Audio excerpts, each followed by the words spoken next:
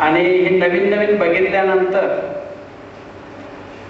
अधूनमधून लिखाण करायला लागलं. लिखाण किती स्फूर्तिदायक होतं ते, गप्प बसवे ना म्हणून लिखाण करायला. पण ते सलग नव्हतं लिखाण.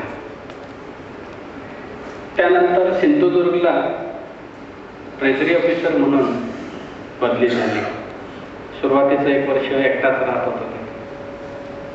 तत्पूर्वी सुद्धा सिंधुदुर्गाचा बऱ्याच वेळेला संबंध आला होता. आमचे एक मित्र तिथं शिरोड्याला विसा खांडेकरांचं जे हायस्कूल आहे त्या हायस्कूलमध्ये शिक्षक होते. तर नित्य नेमानं आम्ही त्यांच्या ड्युटीला जायचं आणि तिथून तेरेखोलला पावसाळ्यामध्ये जायचं. त्यानंतर माझा भाऊ जो आता ऑस्ट्रेलियावरून आलेला इथं, तो मसुरेला, मालवण तालुक्यात मसुरेला हायस्कूलला शिक्षक म्हणून त्यानं आपली करिअरला सुरुवात केली. तिथंही मग त्याचं असेसमेंट करणं ही तुमच्यावर आहे. फोटो चांगले आले आणि निश्चितच ते फोटो बघून लोकांना कोकणात जावंसं वाटेल. गोव्याचे किनारे आहेत. तुम्हाला एखादी फिरावंसं वाटलं आणि आम्हाला दिलं तर मी निश्चितच तयार असेल. धन्यवाद.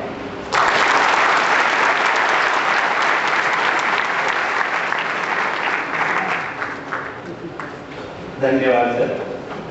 यानंतर मान्य कुलगुरू डॉक्टर एन सावंते सर आपल्या अध्यक्षीय भाषण करतात.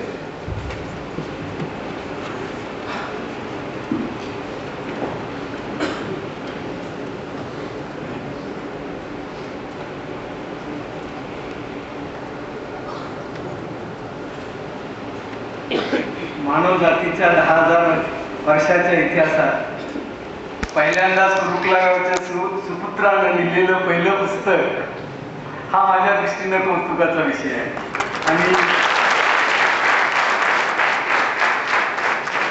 आणि हे पुस्तक लिहिणारे आमचे वित्त अधिकारी, वित्त पावर तरी बघा, तर आमचे सहकारी माननीय DS पाटील, विद्यापीठाचे कुलसचिव प्राध्यापक BD सिरके, परीक्षा नियंत्रक डॉक्टर ठक्कर, आमच्या भूगोल विभागाचे प्रमुख डॉक्टर CT पवार, या ठिकाणी उपस्थित असणारे सर्व व्यवस्थापन परिषदेचे सदस्य, तसेच अन्य मान्यवर, माजी आमदार माननीय बाबासाहेब पाटील साहेब, त्या ठिकाणी उपस्थित असणारे प्राचार्य राणे, त्यांनाही पर्यटनाचं विशेष प्रेम आहे. त्या ठिकाणी विशेष असणारे विभाग प्रमुख, विद्यार्थी, पाटील साहेबांचे कुटुंबीय आणि मित्र, खरं तर मला अतिशय आनंद झालेला आहे. आनंद एका गोष्टीसाठी, मी सुरुवात पहिल्यांदा शिवाजी विद्यापीठामध्ये पर्यटन प्रवास सुविधा केंद्र सुरू झालेले आणि या केंद्राचं आजच उद्घाटन झालेलं आहे आणि ते माझ्या हस्ते होणं हे माझ्या दृष्टीने आनंदाची गोष्ट आहे. कारण पर्यटन विषय गेल्या वर्षी चालू केला आणि कल्पना अशी होती की विषय चालू करणं सोपं आहे, आपण काही लोकांना सांगू, पण त्या पर्यटनाच्या खरोखर सुविधा विद्यापीठात आम्ही प्रत्येक विभाग सहलीचं नियोजन करतो. मला वाटतं की विद्यापीठात 200 प्राध्यापक आहेत, दररोज 10 प्राध्यापक तरी बाहेर जातात, त्यांच्यासाठी तिकिटाची सोय कोण करणार? कॅम्पसवरती 2000 विद्यार्थी आहेत, त्या विद्यार्थ्यांना जर तिकिटासाठी जाऊन 2 तास त्या ज्या ज्या गोष्टी विद्यार्थ्यांकडून करता येतील त्या विद्यार्थ्यांमार्फत झाल्या पाहिजे. गेल्या वर्षी आम्हाला एक फिल्म करायची होती. पूर्वी आम्हाला लाखो रुपये खर्च आला, 7-8 लाख, पण गेल्या वर्षी 30 फिल्म आमच्या विद्यार्थ्यांनी 75,000 रुपये मध्ये तयार केली. म्हणजे या ठिकाणी या विद्यार्थ्यांचं प्रशिक्षण आणि मला सांगितलेले आहे, फक्त विषय शिकवण्यापेक्षा प्रॅक्टिकली तो कसा प्रत्यक्षात आणता येईल ही गोष्ट दाखवण्याचं काम या भूगोल विभागाने. मी प्रत्येक विभागात त्याचा विचार करतोय. माझा इतिहास विभाग आहे, इतिहास विभाग काय करणार आहे? इतिहास फक्त सांगून चालणार नाही. त्या इतिहासाचं जर महत्व पटवायचं असेल तर इको टुरिझम काय आहे आणि या विषयाच्या संबंधात एकदा पाटील साहेब म्हणाले, आमचे वित्त अधिकारी, की मला माझ्या जी फोटोग्राफी केलेली त्याचं प्रदर्शन करावं.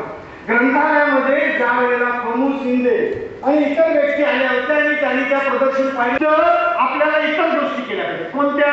या भागामध्ये आपल्याला कदाचित माहिती असेल आम्ही चर्मकारांच्यासाठी सुद्धा एक आता आम्ही इथे दर महिन्याला आमचे चर्मकार बंधूला ट्रेनिंगला आम्ही केलेलं पाहिजे.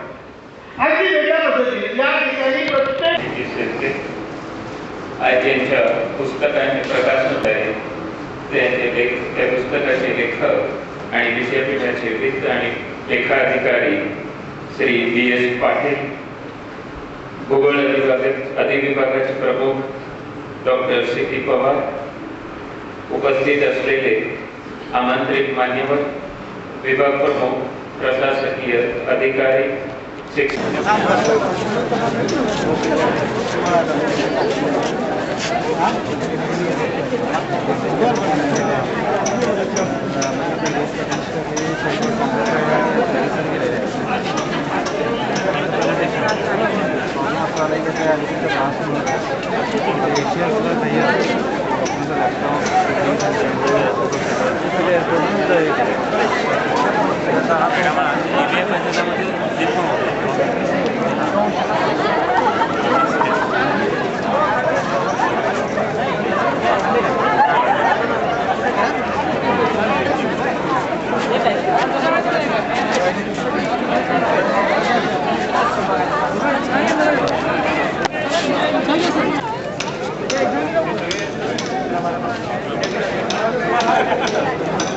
अधिकारी बघतो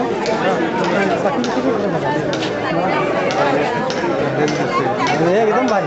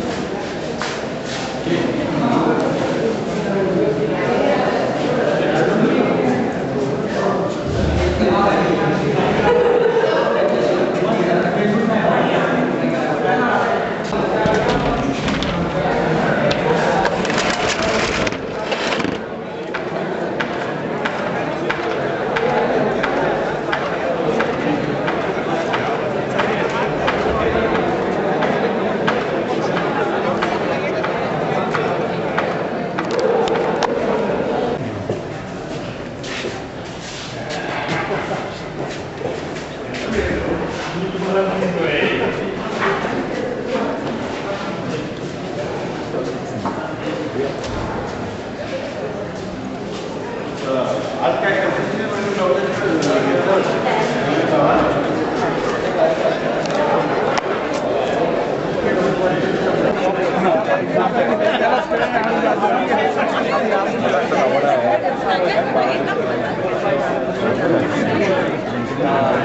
प्रिंटिंग सगळे फोटो काढायचे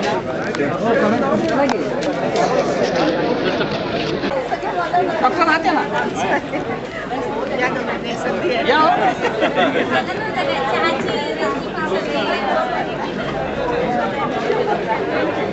Thank you.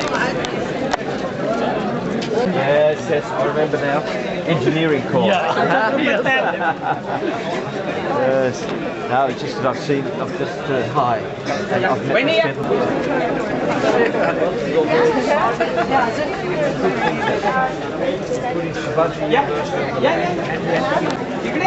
I must talk to Babu. Can we have any